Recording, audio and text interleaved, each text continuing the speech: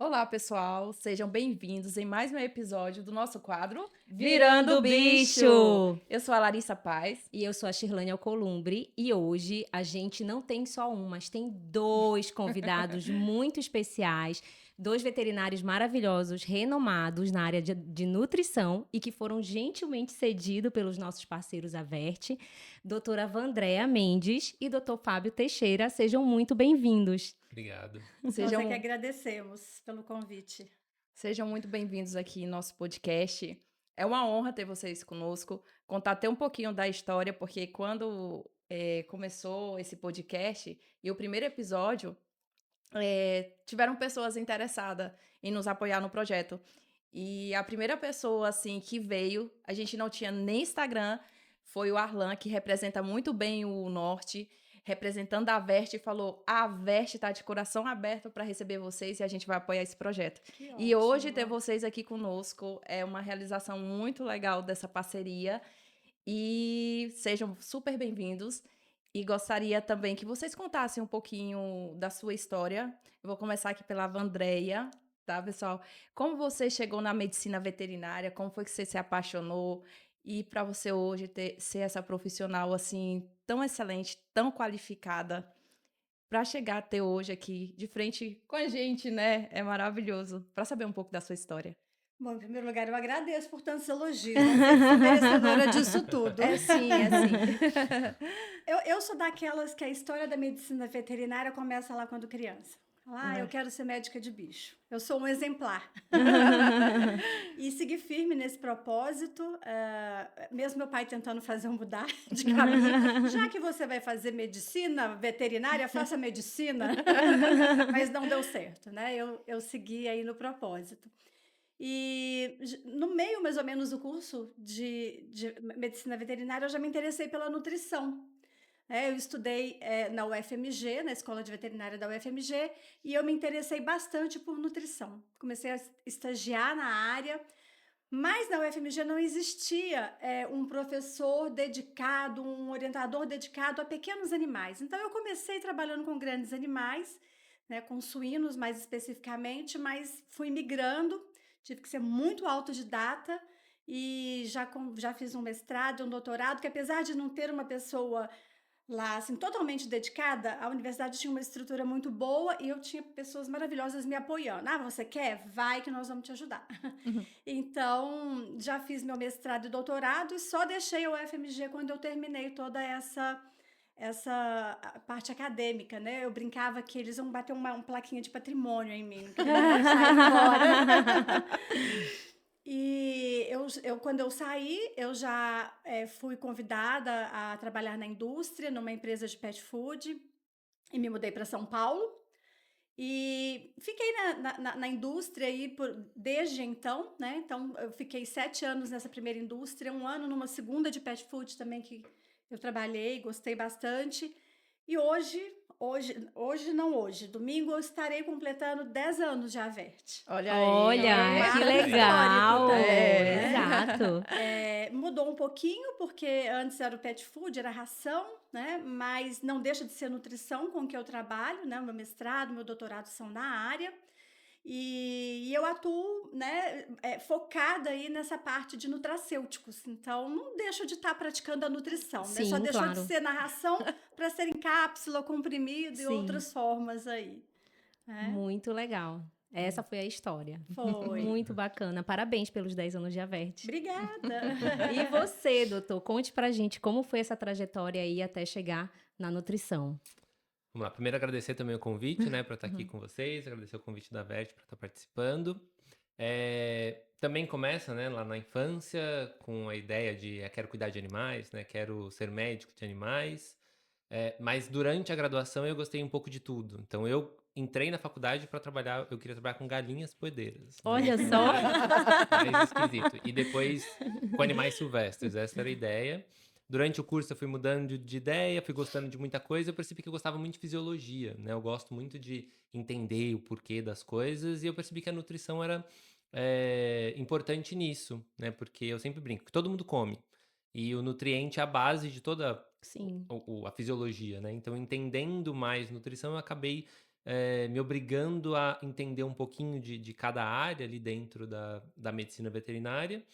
E aí, então, me formei, trabalhei um pouco na indústria, fiz o caminho um pouquinho inverso, né? Trabalhei um pouco na indústria, depois eu fui para residência, me formei na USP, fiz a residência lá na Unesp, em Jaboticabal, interior de São Paulo, o mestrado, doutorado em São Paulo de novo, e aí várias outras atividades, tudo dentro desse cenário aí da nutrição, da nutrologia de cães e gatos, tentando fazer esse caminho de entender bem a base das coisas para ajudar a replicar e pesquisar. Eu gosto muito de pesquisa também, né, da área acadêmica, então foi mais ou menos por esse caminho que eu fui trilhando aí para chegar aqui na frente de vocês. Muito legal, né? Que E hoje em legal. dia a gente tem visto aí essa importância dos nutracêuticos, né? No Sim, tratamento, não só coadjuvante, mas no tratamento, às vezes até principal mesmo das patologias, sim. né, de cães e gatos. Eu acho que é uma área mesmo da medicina veterinária que está evoluindo bastante, graças a Deus. Por falar nisso, o que quer dizer nutracêuticos? Tá, é importante a gente deixar esse conceito, né? Já que esse é o tema Isso. central aqui da nossa conversa. Nutracêutico, o que que ele é? É quando a gente tem um nutriente, né? Nutriente é tudo aquilo que a gente vai ingerir, né? E que vai ter um benefício para aquele animal, tá? É aquela porção pequenininha do alimento que vai ter esse benefício. O nutracêutico é quando eu coloco em quantidade adequada isso na alimentação e acabo trazendo ou a prevenção de uma doença ou o tratamento de alguma situação de doença. Isso é um nutracêutico. É diferente do que é um suplemento, por exemplo.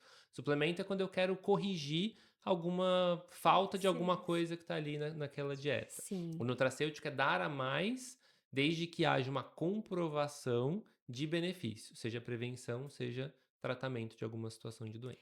E quando é que o animal precisa de nutracêutico? Sempre ou só em casos mais específicos? Depende muito do que a gente está buscando como objetivo, né? Então, aquilo que eu estava comentando do nutracêutico, ele tem que ter uma evidência, né? Eu tenho que ter uma evidência científica de que ele é realmente um nutracêutico. Tendo essa evidência, se for uma evidência de prevenção, a gente vai usar antes de ter aquela situação de doença. Então, tem uma situação que eu acho que aquela raça é muito predisposta, ou está acontecendo alguma coisa nesse animal que faz com que haja uma predisposição alta para determinada doença. Então, a gente pode usar o nutracêutico para prevenir essa situação. Ou já tem uma situação acontecendo, já tem uma doença ocorrendo e eu quero tratá-la. Aí a gente usa aquele nutracêutico que vai ter o benefício para aquela determinada situação. Eu acho interessante um conceito, que se você procurar Hum, conceito de nutracêutico, você vai encontrar vários, mas sempre em torno disso que o Fábio explicou. Mas eu achei muito interessante um conceito que eu li, que pega a palavra nutracêutico e divide em nutrição, cêutico de farmacêutico. Então, é uma mistura de nutrição com medicamento, com farmacêutico. Então, é algo que vai trazer esse benefício médico mesmo, não só o benefício fisiológico, que é o papel do Sim, nutriente, né? Então, eu acho que quando a gente fala assim, fica um pouco mais fácil para entender, porque realmente é um tema que gera dúvidas. sim, Muitas pessoas não sabem o que é um nutracêutico, até pela palavra nutracêutico fazem ideia, mas não tem essa noção da diferença de um suplemento exato. A diferença entre o por suplemento e o nutracêutico. nutracêutico, né? Que é Aham. sutil, né? É sutil. Brasil. Um suplemento, ele pode se prestar como um suplemento e pode ser um nutracêutico. Então, essa diferença é bem sutil. Mas eu acho interessante a gente posicionar dessa forma, né? Para um melhor entendimento, melhor Sim, aplicação aí dos nutracêuticos. E às sim. vezes o nutriente ele deixa de ser um suplemento, passa para ser um nutracêutico só pela dose que você está administrando, Isso. né? Que normalmente são doses mais Que são doses. altas, Exato. né? Uhum. Para ter esse benefício do nutracêutico. E aí a gente vai ter que ter o cuidado, porque em algumas situações, doses muito mais altas também podem ser ruins. Podem trazer malefícios. Então a gente tem que Exato. O saber, excesso também não é. Exatamente, vai provocar até um efeito de inflamação mesmo no De animalzinho. dependendo da inflamação, de situação. intoxicação, né? Intoxicação, Então tem que sim. realmente tomar cuidado.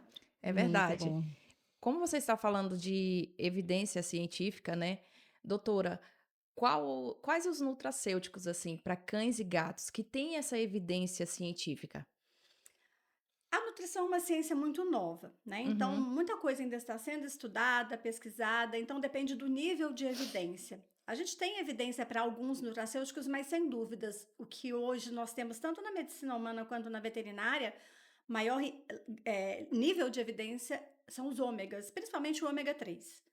tá? É o que já tem mais estudos, mais publicações, então realmente ele não é simplesmente o nutracêutico da moda, ele é o nutracêutico com maior evidência científica.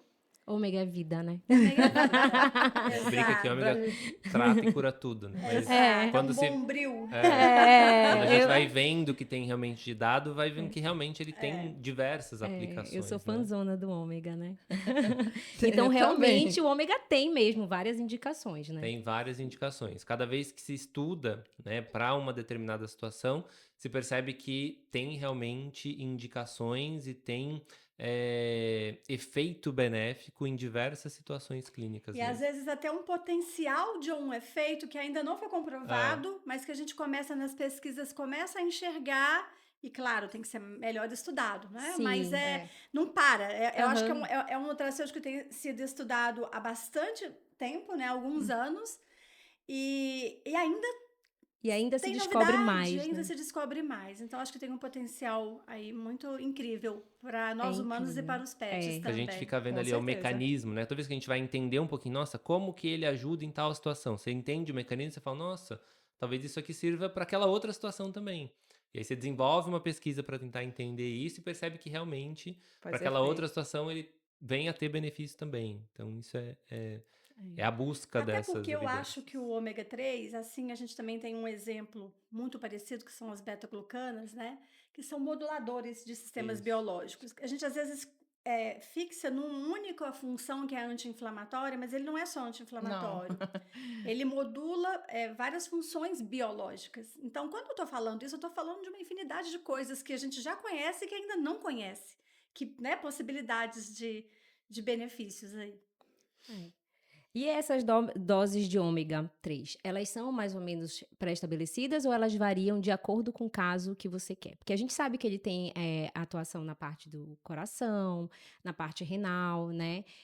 Para cada caso, a gente tem uma dose diferente ou a dose sempre é indicativa já estabelecida nas espécies? Bom, existem algumas doses estabelecidas, né? E claro, a gente tenta fazer tudo baseado em ciência. Sim. Então, usamos o que está publicado, o que já foi pesquisado como base. Mas a partir daí, outras doses também são, não vou dizer desenvolvidas, né? Mas são descobertas como eficazes. Eu acho que tem variação em relação à doença e tem relação individual do animal. Sim. Né? Então, nós usamos, né, Fábio, como uma referência o que está na literatura, mas não nos prendemos totalmente a ela. Então, nós temos exemplos de profissionais que trabalham tão bem com ômega que desenvolveram seus próprios protocolos para situações diferentes de intensidade de doença, intensidade de dor, por exemplo, e utiliza no dia a dia com bastante sucesso. E se fosse seguir somente, né, uma dose da literatura, ia ficar muito engessado, tá? Então, eu acho que temos sempre que seguir a literatura porque é a nossa base, né? Nós praticamos medicina veterinária baseada em evidências.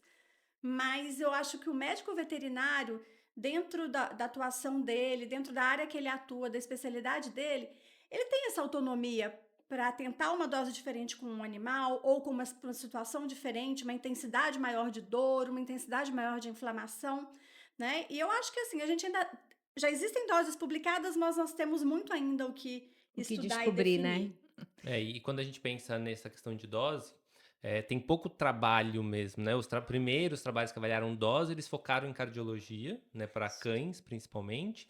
Só que quando a gente volta lá no conceito do nutracêutico, ele tem que estar inserido no contexto da dieta. Então, quando a gente pega o mecanismo de ação do ômega, ele, em parte do mecanismo dele, é competir com outras gorduras, principalmente com ômega 6. Então, se eu tenho uma dieta que tem mais ômega 6, em teoria eu tenho que dar uma dose maior de ômega 3, para que haja realmente essa competição. Entendi. Se eu tenho uma dieta que tem pouca gordura, que tem menos ômega 6, eu não precisaria dar uma dose tão alta do ômega 3. Então, isso também vai ter que ser ajustado de acordo com o olhar da dieta, como tudo que esse animal ingere no dia, o que isso repercute na dose do nutracêutico, nesse caso, principalmente do ômega 3. E isso é importante, esse conceito de dieta que o Fábio está colocando. Que às vezes nós usamos o termo dieta e as pessoas pensam em alimento, o que ele está comendo ali de alimento, ração ou alimento caseiro, ou seja o que for. Acha só que é aquela refeição, Só aquela né, refeição. principal. Mas dieta é tudo que o animal ingere durante um dia com valor nutricional. Então, inclui o alimento que ele come, inclui os petiscos, inclui os suplementos, os nutracêuticos.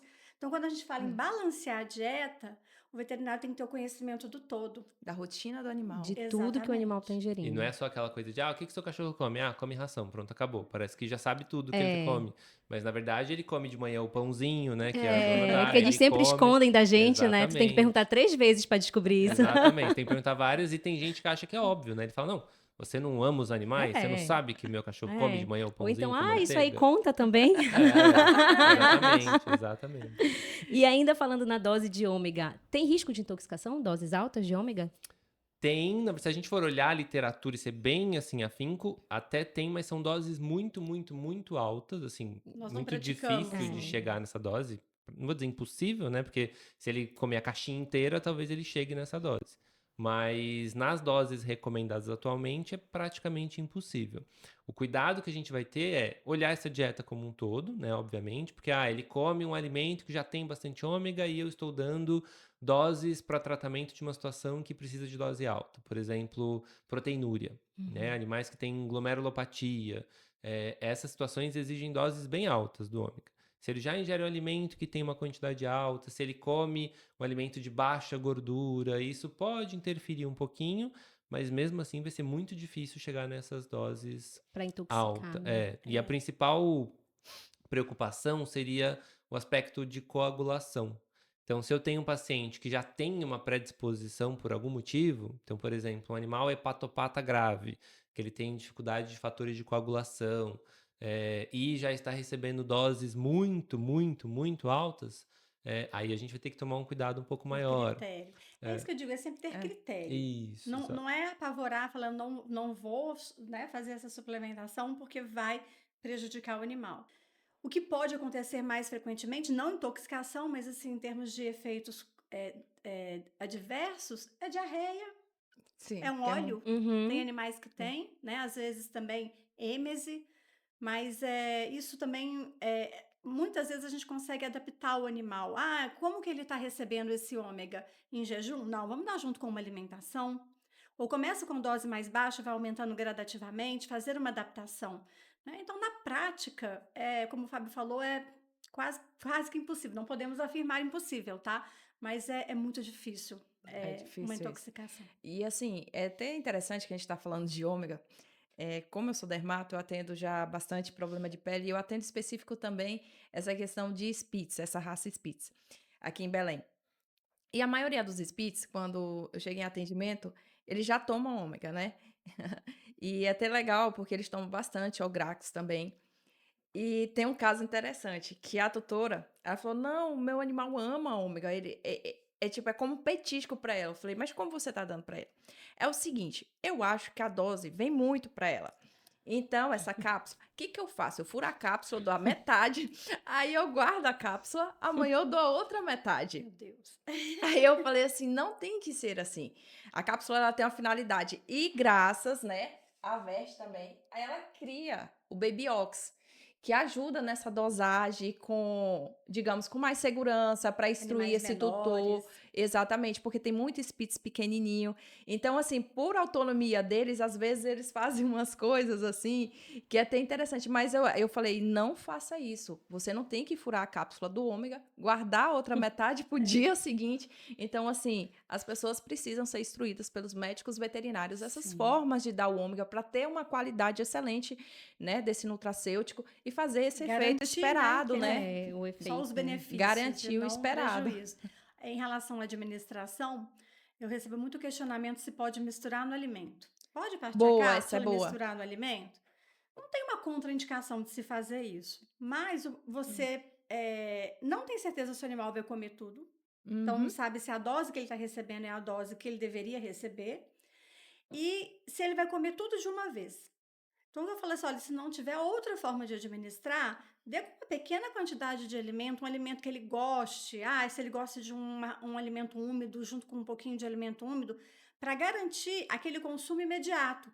Porque se a ração, se o alimento ficar ali o dia inteiro, ou pelo menos uma parte do dia, exposto ao oxigênio, luz, tudo tudo isso que o óleo não gosta. Tudo isso que pode oxidar o óleo. São fatores que podem levar à degradação do óleo. E aí, ao invés de você ter um produto que vai beneficiar, você pode ter prejuízos para o animal. Sim. Então, a forma de administrar também é bem importante. Bem importante. E furar, guardar para o outro dia, aí piora um pouco, né? A Mas situação. se a Piora. gente tá falando de um lugar quente, né? É, bem quente, né? E aí, mais uma vez, aquilo que a Larissa falou, né? Isso é responsabilidade do médico veterinário na hora, né? Muita De gente. prescrever, Essa orientar. instrução Exato. é a nossa responsabilidade. Nossa Sim. responsabilidade.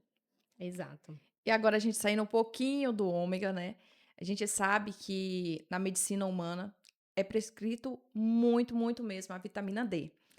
E eu gostaria de saber, doutora, se na veterinária a vitamina D também é um nutracêutico. Quando é que ela é utilizada, recomendada para esse animalzinho? Olha, essa pergunta é ótima, porque assim, eu sou uma defensora dos benefícios da vitamina D, mas eu também sou uma defensora de que ela só deve ser suplementada quando há deficiência. Na medicina humana, eu vejo uma tendência, infelizmente, de uma suplementação preventiva.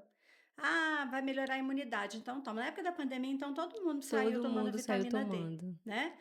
E o que acontece é que a vitamina D, além dela ser uma vitamina, ela é um hormônio. Ela tem uma função, né, Hormonal. hormonal. E ela tem uma ação, em excesso, ela pode causar prejuízo, ela pode causar uma hipercalcemia no animal, né? A hipervitaminose B levar à hipercalcemia. Nós estamos vendo casos, principalmente quando se faz suplementação de alimentação caseira errôneas, tá? Ou manipulação, errou a dose, de um micrograma para miligrama, a Isso eu coisa. acho que é uma coisa legal de reforçar, que a dose de vitamina D, ela pode ser em unidade internacional ou em microgramas, né? E aí, às vezes, a gente vê as pessoas prescrevendo em miligramas. Então, você tá Isso é errando É aí muito complicado. E alto. muito. mais. Muito, Muito muito. mais. E ainda confundir unidade internacional, que é aquele UI, Aham. para micrograma. Então, às vezes, você tá prescrevendo em UI, só que você escreveu microgramas. Ou tá prescrevendo em micrograma e escreveu UI. A quantidade vai ser totalmente diferente, né? Vai ser, às vezes, 10, 20, 100 vezes a mais a dose, Isso dependendo desse erro. tem que tomar cuidado com Muito isso. cuidado. Muito cuidado. E nós vimos, né, mais recentemente alguns casos acontecerem na medicina veterinária. Alguns que foram até resolvidos com sucesso, né? Reverteram a situação de hipervitaminose D, mas casos que terminaram mal, com o óbito do animal. Olha só. Tá? Então é algo que assim. Eu sou muito entusiasta do que a vitamina D pode fazer. Existem estudos na veterinária, claro, temos que estudar mais. Temos que, principalmente a vitamina D, estabelecer doses, né? Doses adequadas para cada doença, doses seguras para os animais. Mas eu gosto muito da vitamina D. Entretanto, né, eu falo que eu sou muito chata com isso. Acho que a gente tem que diagnosticar uma hipovitaminose antes de utilizá-la. E não são todos os laboratórios que estão aptos a fazer esse diagnóstico.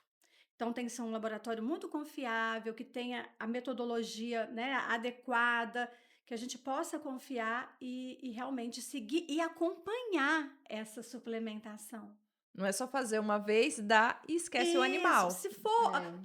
a análise de vitamina D, ela é uma análise mais cara do que a média dos exames. Isso. Então, isso acho que dificulta bastante para o tutor.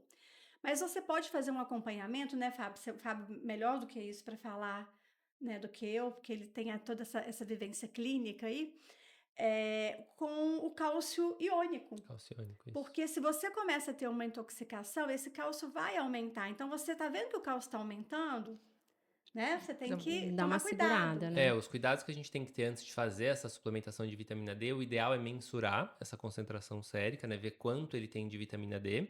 Isso na rotina a gente vê que os veterinários confundem, né? Até o exame que a gente vai pedir. O que tem que ser pedido é o calcidiol, né? Então você pede quanto ele tem de calcidiol para determinar se é um paciente que precisa ou não dessa suplementação. Determinando isso, é recomendado fazer a mensuração do calciônico nesse paciente e acompanhar no curto prazo pelo pelo calciônico. Então você mensura, vamos supor, você mensurou e tá 100, né, a concentração. Esse 100, você mesmo assim se decidiu que por algum motivo você quer fazer a suplementação para esse paciente. Você vai fazer a suplementação mensurando esse calciônico antes e de 10 a 15 dias depois. Porque em 10 a 15 dias a vitamina D não vai subir. Tem trabalho que mostra que ela vai demorar 2, 3 meses para aumentar a concentração. Mas ela já pode estar tendo um efeito de aumento de atividade. Então você mensura o calciônico no Você não começo, consegue ver um aumento do calcidiol, mas você já consegue ver vê do um aumento da... calciônico. Isso. Sim. E aí se esse calciônico começa a subir, começa a chegar próximo de limite superior de referência ou até ultrapassar, você vai ter que reduzir a dose de vitamina D ou suspender. Então, no curto prazo, você consegue ver isso. Inclusive, os trabalhos que avaliaram isso foram com dermato, né? Com Isso que eu ia te cães falar. atópicos. Exato. Os trabalhos Teve com uma cães boa atópicos que foram resposta. mostrando isso. Então, por mais que alguns animais melhoraram com a vitamina D nos quadros de atopia, alguns tiveram que ter dose reduzida porque eles começaram a fazer hipercalcemia. Olha aí. É bem interessante. Eu li esse trabalho. Ia até comentar contigo.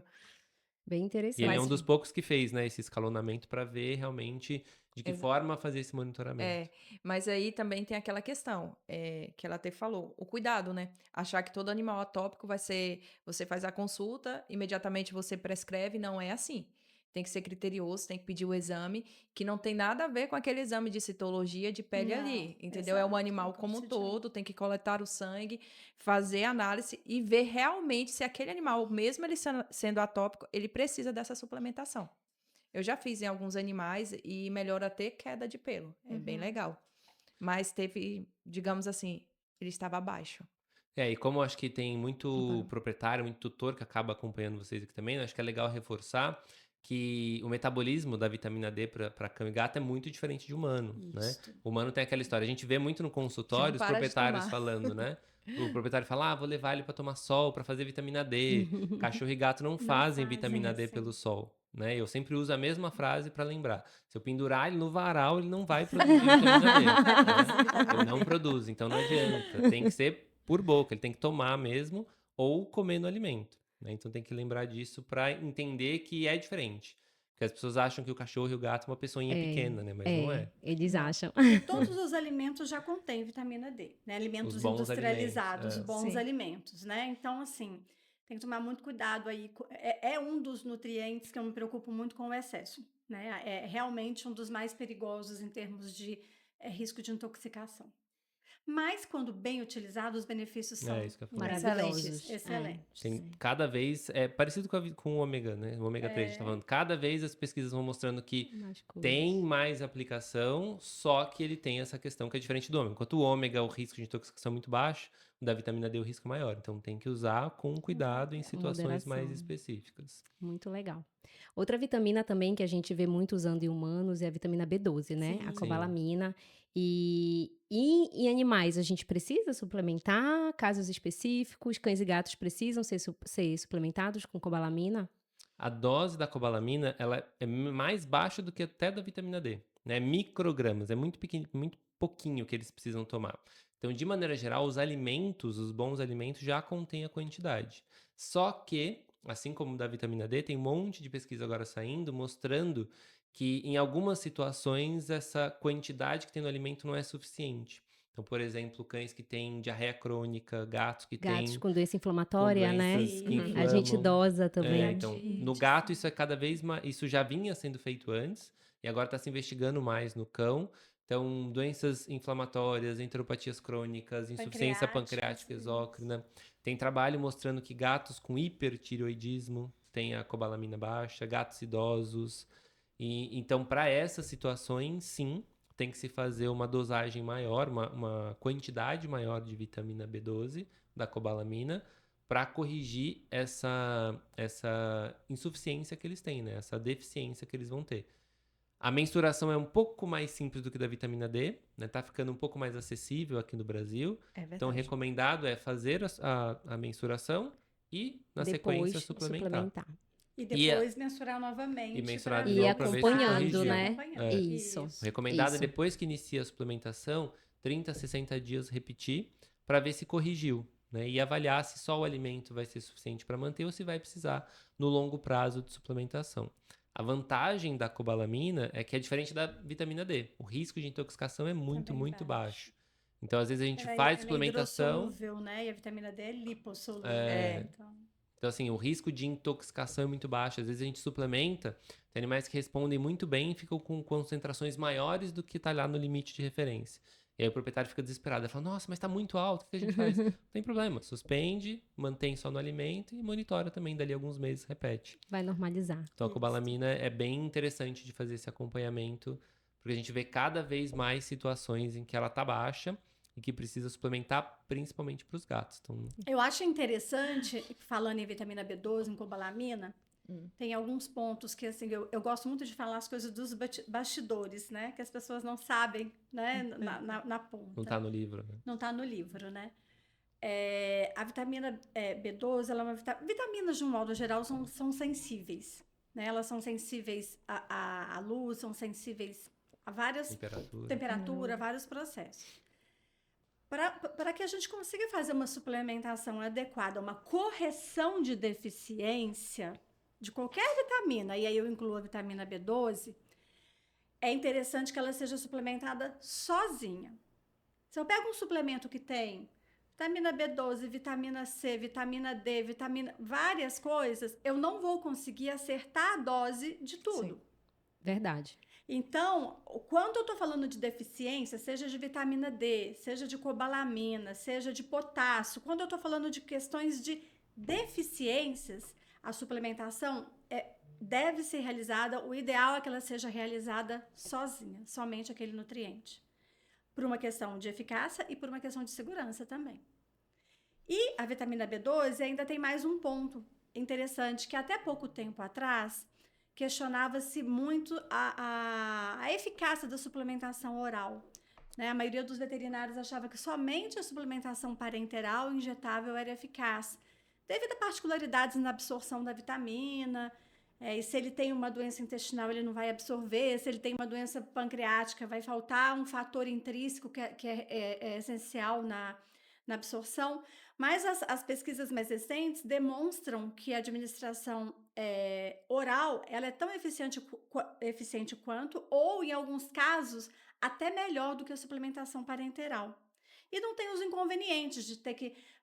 Quando eu faço um tratamento com suplementação parenteral, semanalmente o animal vai ter que ir ao veterinário, tomar uma injeção dolorida. E é um estresse. Tem o estresse, tem a dor, tem o custo, tem a rotina do tutor, que muitas vezes não permite. Tem o risco de fazer aplicação em O gato. risco de fazer aplicação. Então, a suplementação oral, quando bem feita, adequadamente feita, ela veio para solucionar muita coisa. Praticidade, né? Isso. E os estudos já demonstram que há eficácia sim. Tá? E isso eu acho que é legal de reforçar pro proprietário também, porque às vezes ele vai escolher o suplemento de acordo com tem mais coisa, né? Exatamente. Ele vai olhar a Isso caixinha que e eu ia ver, falar. esse aqui tem exato, 10 coisas, esse aqui tem um exato, só. Então põe nesse que tem 10. Só que às vezes o que tem 10 não chega na dose que precisa. Então, ele precisa de uma dose maior da cobalamina, mas para ele chegar naquela dose de cobalamina, ele vai ter que tomar tanto daquele suplemento que ele acaba tomando muito de outra coisa que ele não Que ele precisava. não estava precisando. Então, isso que eu também brinco em aula com os alunos, que às vezes a gente tem lá naquele suplemento, se ele tem muita coisa, ele provavelmente tem pouco de muito. Então, no fim, não tem nada, né? Porque você não chega na dose que precisa de nada. E eu também brinco que é uma ração em comprimido. Tem muita ração Tipo em comprimido. isso, né? Tem tudo que tem na ração dentro de um comprimido. É impossível, gente. É verdade. Olha, essa daí eu gostei. Ração em comprimido. Já que a gente tá também falando dessa questão, né? Que o tutor às vezes procura tudo em um só, né? E ele chega, na maioria das vezes, no balcão, ou até mesmo com o veterinário também. Doutor, eu quero uma medicação para aumentar o sistema imunológico do meu animal, né? Isso a gente vê direto, é como se fosse uma fórmula mágica. Mas e aí, doutora, existe esse medicamento para aumentar o sistema imunológico? A fórmula mágica? Fórmula mágica não existe, né? Até porque a imunidade é bem complexa, são vários fatores que influenciam a imunidade. Então, não existe algo mágico que vai resolver todos os problemas. Mas a nutrição ela pode ser uma ferramenta muito interessante para a gente fazer aí uma melhoria no sistema imunológico. Né? Então, existem nutrientes que podem ser usados como nutracêuticos, que já são reconhecidos de terem alguma interação com o sistema imunológico, melhorando a sua ação. E só o fato de você oferecer ao animal uma dieta, e eu estou falando como um todo, né? Balanceada, adequada, níveis adequados de proteína, de energia, matérias-primas de qualidade. Quando você preza por uma dieta de qualidade, você já vai melhorar a imunidade desse animal. Então, é bem interessante, tem muita coisa que a gente pode trabalhar em termos de nutracêuticos para a imunidade, mas a gente não pode esquecer do básico, que é nutrir adequadamente. Boa. Se eu não nutrir adequadamente, nada vai fazer mágica. A base da Perfeito. pirâmide. Exato. Aí ele está nutrido adequadamente e ainda assim o meu paciente está precisando de uma forcinha aí para a imunidade, aí eu tenho beta-glucanas, que são alguns tipos de beta-glucanas originadas de leveduras, originadas de algas, cada uma age de uma forma, mas no final elas têm ali uma interação com células do sistema imune, com o sistema imune ligado ao intestino, né, melhorando aí esse suporte imunológico para o animal. Nós temos vitaminas, a própria vitamina D tem estudos correlacionando, né, que quando você consegue fazer uma correção de uma deficiência, você melhora aí a imunidade, né, o status imunológico do animal, o ômega 3, então vários nutrientes eles podem ajudar. O que a gente mais conhecido, que a gente mais trabalha em termos de imunidade diretamente são as beta-glucanas, né? E as beta-glucanas, elas têm... Antes nós tínhamos uma ideia de que elas eram pré-bióticos, mas hoje as pesquisas já estão mostrando que a interação delas com o intestino é um pouquinho diferente, né? Faltam aí encaixar algumas pecinhas aí para a gente poder explicar exatamente como elas agem, né? Mas é uma interação com células do sistema imune e elas realmente potencializam muito. Eu não gosto nem de usar o termo potencializam, porque parece que a imunidade vai Lá pro teto, se for uma doença autoimune, eu quero que essa imunidade vá lá em não, cima. Não. Então, elas modulam o sistema imune, tá? Então, em muitas situações que a gente precisa até segurar um pouquinho alguns fatores imunológicos, a gente também tem esse benefício. E eu acho que na nutrição, legal de reforçar isso, né? Que é muito mais fácil, a gente tem que pensar em tratar preventivamente, né? Então, focar na prevenção do que no tratamento. Às vezes eu recebo aquele paciente que chega com várias situações e você fala, putz, se ele tivesse vindo aqui 6 meses antes, Nem fale talvez isso. seria muito mais interessante, né? Isso ocorre lá em São Paulo também, tá? Também acontece. Então ele chega lá pra gente muito depois do que você fica um pouco mais limitado, né? Que você fala, putz, se ele tivesse vindo antes, talvez a gente poderia ter tratado, ter pensado em outras abordagens do que agora ficar meio que enxugando o gelo em uma situação mais avançada, né? E nessa questão de imunidade, acho que também vale reforçar que a gente tem que aplicar os nutracêuticos, tem que aplicar todas essas discussões da nutrição, mas também entender até que ponto que é nutricional. Também acontece muito de chegar aquele animal que você fala, putz, ele não testou o Merlikia, né? Sim. Talvez essa imunidade seja comprometida porque tem uma doença que precisa De ser base. tratada junto com todo esse aspecto, né? Senão às vezes a gente também acaba caindo nessa de enxugar gelo. E uma outra coisa que eu sempre puxo é que o proprietário, né, ele sempre vai buscar de que forma que eu consigo fazer meu animal viver mais, ter uma imunidade melhor, tudo isso. E aí a Vandré falou que tem que nutrir bem, né? Nutrir adequadamente. Mas nutrir adequadamente não é dar mais do que ele precisa. É excesso. Não é dar muita ração. Isso, exatamente. isso Porque a aí. base do nutrir bem também é controlar a quantidade. Sim. Né? A obesidade vai interferir na Sim. imunidade, a obesidade vai trazer um monte de doença, e isso também precisa ser abordado pelo veterinário. A gente percebe que o veterinário também não faz isso. Né? Verdade. Né? Isso foi um tema já que a gente já conversou aqui. Isso também é papel do veterinário alertar sobre isso, né? Exatamente. Sim. Que aí tá nesse contexto aí Exato. de nutrir bem e usar adequadamente tudo que a gente tem de ferramenta. Exato. Eu ia perguntar sobre a mistura, né, dos suplementos, dos nutracêuticos na alimentação, mas foi uma coisa que a gente já conversou ainda agora, né? Tem algum nutracêutico, algum suplemento que não pode ser misturado no alimento para administrar? Não, de maneira geral eles podem ser misturados, né? Não tem problema ser fornecido junto. O que a gente só tem que tomar cuidado é ver se aquele alimento que ele recebe já não tem quantidades muito grandes, se não vai haver alguma interferência de absorção. Mas de maneira geral, não. De maneira geral, eles podem ser fornecidos Ou juntos. se ele sim. vai comer tudo, né? Como a Se ele vai- doutora Exatamente. falou. Exatamente, senão ele vai acabar recebendo uma subdosagem porque não E aí não comeu vai tudo. adiantar. Exato. Porque se a É. gente pegar, por exemplo, o gato que fica lá a ração o dia inteiro exposta, Não. aí ele vai lá e coloca o ômega por cima, o gato vai comer um pouquinho, aquele ômega vai ficar lá Vai o ficar dia lá. inteiro Não vai se comer. perdendo. É. O certo seria ele quantificar quanto o gato tem que comer no dia, fornecer aquela quantidade do dia e naquela quantidade fracionando o ômega também.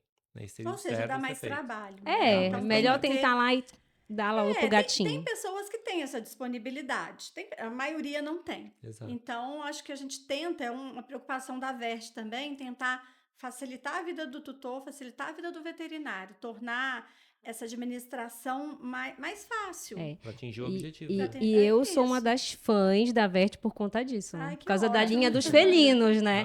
E isso vocês As fizeram pastas. muito bem. Exato, porque, gente, é uma das principais queixas. Gato não é um cão pequeno. Não é. E é uma coisa que É o outro tutor ser. ama, essa apresentação fácil deles darem. Eles amam isso. Eu Porque... confesso que eu sou gateira. Ah, então... Olha aí, ó. Eu puxo sardinha, eu puxo sardinha Ah, eu dos gatos. também, né? Por que será? Então, essa parte, a Vert, ó, tá de parabéns. Tá assim. Obrigada, ótimo. Ai, gente, tá aqui quase chegando no final. Já. Não, mas A tem uns última tempinhos. perguntinha. Não, mas ainda tem um monte de dúvida aqui. Ah, então vamos. Então, assim, o podcast, temos um público muito grande de médicos veterinários, recém-formado, também que já está há um bom tempo atuando. Como vocês falaram, o nutracêutico é uma dúvida, porque todo mundo acha que é algo, assim, muito normal na rotina. Ah, qualquer coisa, prescrevo, Não faço. vai fazer mal. Não vai fazer mal, Não vou pode dar. dar, mas às vezes faz mal. Exatamente, mas eu acho, Souber assim, usar. que Ou às vezes não chega nem na dose que precisa. Isso, às vezes não consegue fazer bem. Você saber que o que você está usando, para que você está usando, como você está usando, faz total diferença na vida daquele animal e, consequentemente, do tutor, não é isso?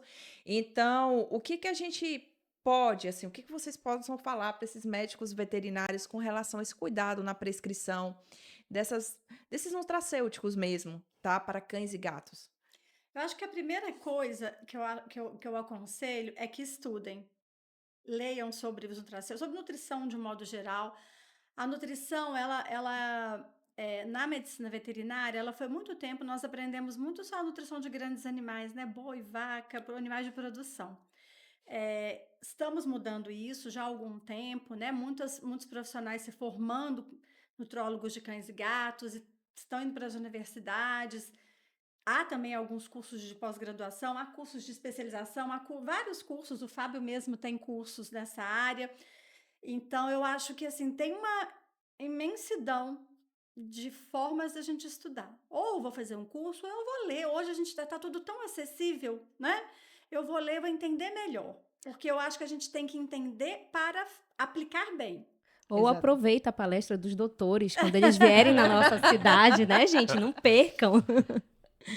E hoje a gente tem até... Não, a gente tá tão evoluído, né, esse ponto, que a gente tem até sociedade de nutrição. Então, a gente tem a Sociedade legal. Brasileira de Nutrição e Nutrologia de Cães e Gatos. Que o Fábio é o atual presidente. Olha, muito legal. E a gente conseguiu, junto ao Conselho Federal de Medicina Veterinária, então, para os veterinários ficarem ligados, que esse ano a gente vai ter a primeira prova de título de especialista. Olha Em só. nutrição, que aí pode ser tanto o médico veterinário como o zootecnista, né? Ele pode prestar esse processo seletivo para ter o título de especialista em nutrição, e para o médico veterinário o título de nutrição e nutrologia de cães e gatos. Então a gente vai ter esse primeiro título acontecendo no Brasil esse ano. Esperamos ter várias pessoas prestando, né, para a gente conseguir ter cada vez mais especialistas sendo ressaltados nesse. Mas tem que fazer após, né? O ideal é que sim, o ideal é que ele tenha aí uma boa bagagem para conseguir. Mas ele consegue prestar. fazer a prova sem fazer a Depende do que especialização? ele tiver tido de Experiência. Experiência na Então ele área. tem que ter algumas comprovações antes de ir para a prova. Tem que ter uma formação em medicina veterinária, né? Se for para o título de nutrição e nutrologia. Tem que ter comprovação de atendimentos, né? Ele tem que ter atendido já numa rotina. Tem que ter um tempo de formação. E o ideal é que ele tenha feito cursos, né? Isso tem lá uma listinha do que precisa para poder prestar essa prova. Então, assim como outras especialidades, né? A nutrição e a nutrologia também tem agora título de especialista. Também. Muito legal, muito legal. A gente já tá chegando ao final do podcast, infelizmente. Mas calma, eu tenho mais dúvidas ainda. Thiago, tem. Olha, ó, Thiago. Porque a gente não falou nada. Presta aqui. atenção. Quanto tempo, Thiago? Agora a gente chegou ao fim, não tem como Não mais. tem como. A gente queria agradecer muito a presença de vocês, né? A gente sabe que é um dia muito corrido para vocês. A gente entende como vocês devem estar cansados e exaustos vindo de uma palestra ou outra. Então, assim, muito obrigada pela participação. Para a gente foi muito importante, né? Uma honra sim. para a gente receber vocês aqui, né? E a gente tem também uma surpresinha, né? Mas antes eles vão deixar cada um, resumidamente, uma mensagem para os médicos veterinários. Principalmente vamos porque lá. serve por inspiração, né? Começar com a doutora Vandréia. Aqui, ó, deixa o seu recadinho aí para os nossos colegas veterinários. Colegas, nossos colegas veterinários, nós estamos numa profissão maravilhosa, uma profissão bonita, uma profissão ela faz parte aí da saúde única. Os animais são muito importantes, são membros da família e a gente tem que valorizar essa profissão. Então, o recado que eu deixo é justamente esse, de valorização. Valorizem-se, estudem, procurem fazer o melhor, né? Porque o melhor virá para nós também, né? Nós fazendo o melhor, também colheremos os melhores frutos. Então, eu acho que o meu recado é esse: se autovalorizem, valorização. Muito Aê. bem. Agora a vez do Dr. Fábio. O André já falou muito bem. Mas eu acho que o meu recado nesse contexto, né, de prescrições, de nutracêuticos, é a gente avaliar aquilo que a gente precisa realmente prescrever para facilitar a vida do proprietário, né, do pai daquele cachorro, daquele gato, né? Então, acho que isso é bem importante. E no sentido da profissão, uma frase que eu ouvi recente e que eu acho que é muito válido a gente aplicar, a gente sempre faz aquele comparativo com o médico, né? Ah, porque o médico é muito valorizado, porque o médico ganha bem, mas a gente esquece que antes de sermos veterinários, a gente é Nós somos médico médicos. veterinário, né? Então, não é para fazer aquela veterinária que prescreve um monte de coisa sem fazer o menor sentido do que está prescrevendo, mas é fazer esse raciocínio de medicina veterinária, né? Então, acho que isso, quando a gente se entende dessa forma, começa a fazer um pouco mais de sentido, estudar mais, né, prestar mais atenção naquilo que a gente está fazendo, se atualizar, né, fazer bons cursos e estar sempre nesse contexto médico da coisa que vai trazer mais valorização para a gente, né, em todos os aspectos. Perfeito. Ai, que maravilhoso. Obrigada. Gente, um prazer imenso ter vocês aqui conosco, tá? E a gente não poderia deixar vocês irem embora sem esse presente.